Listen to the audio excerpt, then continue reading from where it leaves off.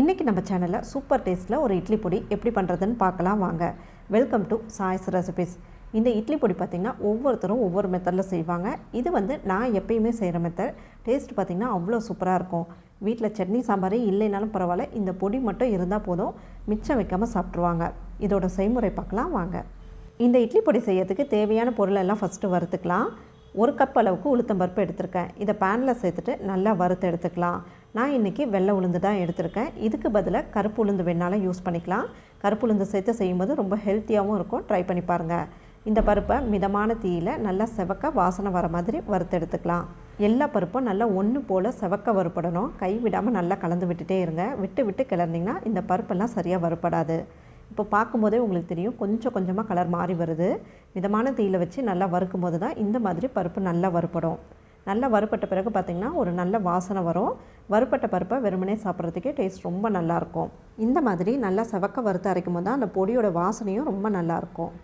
இப்போ பாருங்கள், நல்லா செவந்து நல்ல கலர் மாறி வந்திருக்கு. பருப்போட வாசனையும் ரொம்ப நல்லா வருது. இப்போ இந்த பருப்பை எடுத்து ஒரு பிளேட்டில் கொட்டி ஆற வச்சுக்கலாம். அடுத்து இதே பேனில் 1/2 கப் அளவுக்கு கடலைப்பருப்பு சேர்த்துக்கிறேன்.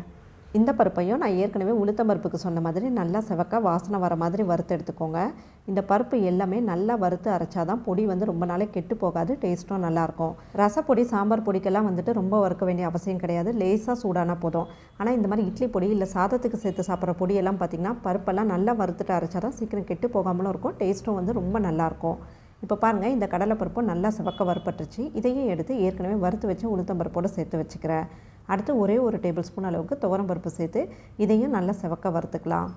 துவரம்பருப்பு இந்த அளவுக்கு சேர்த்துனா போதும், இதை விட அதிகமாக சேர்க்க வேண்டாம். ஒவ்வொரு பருப்பையும் இந்த மாதிரி தனித்தனியாக வறுத்தா தான் நல்லா வறுப்படும். அதனால் ஒன்றா சேர்த்து வறுக்காதீங்க. இந்த பருப்பும் நல்லா செவக்க வறுப்பட்டுருச்சு. இதையும் எடுத்து ஏற்கனவே வறுத்த பருப்போடு சேர்த்து வச்சுக்கலாம். அடுத்து 1/4 கப் அளவுக்கு வெள்ளை எள்ளு எடுத்திருக்கேன். இந்த எள்ளையும் நல்லா வறுத்து எடுத்துக்கலாம். எள் சேர்க்கும்போது ஸ்டவ்வை லோ ஃப்ளேமில் வச்சுடுங்க. இந்த பேன் ஹீட்லேயே பார்த்திங்கன்னா இந்த எள் கொஞ்சம் கொஞ்சமாக நல்லா பொரிஞ்சு வர ஆரம்பிக்குது பாருங்கள். இந்த எள் எல்லாமே நல்லா பொரிஞ்சு அடங்குற வரைக்கும் நல்லா வறுத்துக்கோங்க. இதில் வெள்ளை எள்ளுக்கு பதிலாக கருப்பு எள் வேணாலும் யூஸ் பண்ணிக்கலாம்.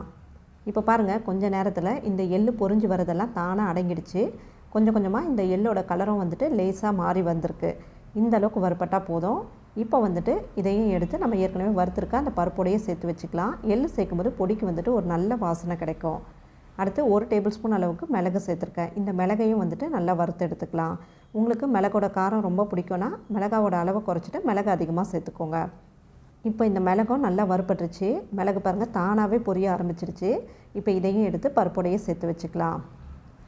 அடுத்து 2 கொத்து போல் கருவேப்பிலை சேர்த்துக்கிறேன். இதையும் நல்லா வறுத்து எடுத்துக்கலாம். இது ஃப்ரெஷ்ஷாக இருக்க கருவேப்பிலையாக இருக்கனால நல்லா கிறிஸ்பி ஆகிற வரைக்கும் வறுத்து எடுத்துக்கலாம். இதுவே காய வச்ச கருவேப்பிலையாக இருந்தால் பருப்போடையே சேர்த்து லேசாக சூடாகிற அளவுக்கு வறுத்தா போதும். இது ஃப்ரெஷ்ஷாக இருக்கனால நல்லா வறுத்து எடுத்துக்கலாம். இப்போ பார்த்திங்கன்னா இந்த கருவேப்பிலை நல்லா வறுப்பட்டுருச்சு. இதையும் எடுத்து பருப்போடு சேர்த்து வச்சுக்கிறேன். அடுத்து 7 பல் பூண்டு எடுத்திருக்கேன். இந்த பூண்டை லேசாக கலர் மாறி வர வரைக்கும் வறுத்து எடுத்துக்கலாம். பூண்டு வேண்டான்னா நீங்கள் ஸ்கிப் பண்ணிடலாம், கட்டாயம் சேர்க்கணுன்னு இல்லை. ஆனால் சேர்க்கும்போது கொஞ்சம் நல்ல வாசனை கொடுக்கும். இப்போ பாருங்கள், இந்த பூண்டை நல்லா வறுப்பட்டுருச்சு. இதையும் எடுத்து பருப்போடையே சேர்த்து வச்சுக்கலாம். நான் இது கூட கட்டி பெருங்காயம் தான் சேர்க்க போகிறேன். 1 டேபிள் ஸ்பூன் அளவுக்கு பெருங்காயத்தை இந்த மாதிரி உடச்சி எடுத்திருக்கேன். இதை நல்லா பொரிஞ்சு வர வரைக்கும் வறுத்துக்கலாம். தூள் பெருங்காயமாக இருந்தால் டேரெக்டாக அப்படியே பருப்போடு சேர்த்துக்கோங்க. இது கட்டி பெருங்காயமாக இருக்கனால நல்லா வறுத்துட்டு சேர்த்தா தான் அரைப்படும். இப்போ பாருங்கள், பெருங்காயம் நல்லா வறுப்பட்டு நல்லா பொரிஞ்சு வந்திருக்கு. பார்க்கும்போதே அந்த கலர் டிஃப்ரென்ஸ் நல்லாவே தெரியுது. இதை எடுத்து தனியாக வச்சுக்கலாம். இப்போ பார்த்திங்கன்னா கடாய் நல்லா சூடாக இருக்குது. இந்த ஹீட்லேயே இதில் 1/2 டீஸ்பூன் எண்ணெய் சேர்த்துக்கிறேன். ஸ்டவ்வை ஆஃப் பண்ணிட்டேன். இந்த கடாயோட ஹீட்லேயே இந்த மிளகாவை 1 நிமிஷம் போல் நல்லா வறுத்து எடுத்துக்கலாம். மிளகா வறுக்கிறதுக்கு ரொம்ப சூடெல்லாம் வேண்டாங்க. சூடு அதிகமாக இருந்துச்சுன்னா மிளகா கலர் மாறிடும். இந்த கடாய் ஹீட்டில் வறுத்தாலே போதுமானதாக இருக்கும். இப்போ மிளகாவும் நல்லா வறுப்பட்டுருச்சு. இதையும் எடுத்து தனியாக வச்சுக்கிறேன். இப்போ பொடிக்கு தேவையான எல்லா பொருளும் வறுத்தாச்சு. இது எல்லாத்தையுமே நல்லா ஆற வச்சுக்கோங்க. சூடாக இருக்கும்போது அரைக்கக்கூடாது. இப்போ எல்லா பொருளுமே நல்லா ஆறிடுச்சு. நார்மல் ரூம் டெம்பரேச்சரில் இருக்குது. இப்போ இதை அரைச்சிக்கலாம். கொஞ்சம் கூட ஈரம் இல்லாமல் நல்லா காய வச்ச ஒரு மிக்சர் ஜார் எடுத்திருக்கேன். இதில் வறுத்த பெருங்காயத்தையும் மிளகாயும் ஃபஸ்ட்டு மாற்றிக்கலாம். இது கூடவே பொடிக்கு தேவையான அளவுக்கு உப்பும் சேர்த்துக்கிறேன். கல்லுப்பு சேர்க்குறதா இருந்தால் வறுத்துட்டு சேர்த்துக்கோங்க. நான் இன்றைக்கி சால்ட்டு தான் சேர்த்துருக்கேன். இப்போ இதை சேர்த்துட்டு ஒரு தடவை அரைச்சி எடுத்துகிட்டு வந்திருக்கேன் பாருங்கள். இப்போ இது கூட மற்ற பொருளெல்லாம் சேர்த்து அரைச்சிக்கலாம். மிளகாவை இந்த மாதிரி அரைச்சிட்டு அதுக்கப்புறமா பருப்பு சேர்த்துக்கோங்க. இல்லைனா மிளகாயில் இருக்க அந்த விதை சரியாக அரைப்படாது. இப்போ பாருங்கள், அரைச்சி எடுத்துகிட்டு வந்துட்டேன். ரொம்ப சூப்பராக இட்லி பொடி ரெடி ஆகிடுச்சு. ரொம்ப நைஸாக அரைக்காமல் இந்த மாதிரி கொஞ்சம் குறகுறப்பாக அரைச்சி எடுத்துக்கோங்க. அரைச்ச இந்த பொடியை நல்லா அகலமான ஒரு பிளேட்டில் கொட்டி நல்லா சூடு ஆறின பிறகு சுத்தமான ஏர்டைட் கண்டெய்னரில் ஸ்டோர் பண்ணி வச்சிட்டிங்கன்னா 3லேருந்து 4 மாதம் வரைக்கும் கூட கெட்டு போகாது. ரொம்ப சூப்பராக இருக்கும். இட்லி தோசைக்கெல்லாம் இந்த பொடியை வச்சு அது கூட கொஞ்சமாக நெய் இல்லைன்னா நல்லெண்ணெய் விட்டு சாப்பிட்டிங்கன்னா அட்டகாசமாக இருக்கும். பொடி இட்லி பொடி தோசைக்கெல்லாம் அவ்வளோ சூப்பராக இருக்கும். மிஸ் பண்ணாமல் இந்த ரெசிபியை நீங்களும் ட்ரை பண்ணி பார்த்துட்டு எப்படி இருந்ததுன்னு கமெண்ட் பண்ணுங்கள். உங்களுக்கு இந்த வீடியோ பிடிச்சிருந்தால் லைக் பண்ணி உங்கள் ஃப்ரெண்ட்ஸோட ஷேர் பண்ணிக்கோங்க. மீண்டும் அடுத்த வீடியோவில் பார்க்கலாம்.